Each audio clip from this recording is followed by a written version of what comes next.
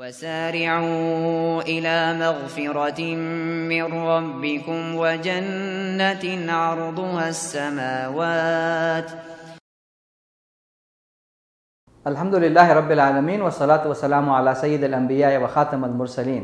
حضرات، ایک نئی سیریز میں آپ کے سامنے پیش کرنے جا رہا ہوں۔ اس سیریز کا عنوان ہے آئیے جنت میں گھر بنائیں۔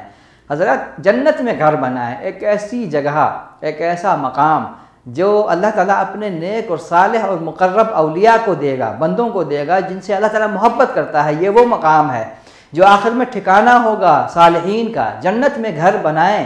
اللہ کے رسول صلی اللہ علیہ وسلم کی مختلف احادیث سے ہمیں معلوم ہوتا ہے کہ کچھ اعمال ایسے ہیں، کچھ نیک اعمال ایسے ہیں جن کے کرنے سے اللہ تعالیٰ بدلے کے طور پر جنت میں گھر عطا کرتا ہے۔ وہ کام کون سے ہیں؟ چند قسطوں پر مشتمل اس سیریز میں ہر قسط میں ایک کام میں آپ کو بتاؤں گا جن کے کرنے سے اللہ تعالیٰ جنت میں مقام عطا کرتا ہے یا گھر بناتا ہے۔ سب سے پہلا جو ہے وہ اس میں ہے مسجد کی تعمیر۔ رسول اکرم صلی اللہ علیہ وسلم کے ارشاد فرمایا، من بنا للہ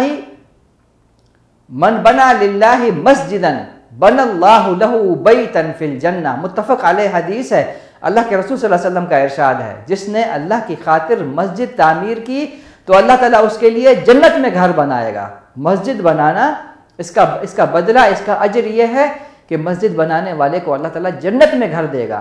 ایک اور حدیث اللہ کے رسول صلی اللہ علیہ وسلم کا ارشاد ہے، ظاہر ہے کہ مسجد میں اتنا بڑا خرچہ ہے، ایک آدمی برداشت نہیں کر سکتا، تو اس میں اس مسجد کی تعمیر میں حصہ ڈالنا بھی ایسا ہی ہے کہ اس کا بدلہ اللہ تعالیٰ جنت میں گھر دے گا۔ اب صلی اللہ علیہ وسلم فرماتے ہیں، من بنا للہ مسجدا ولو کمفحص قطع بن اللہ لہ بیتا فی الجنہ۔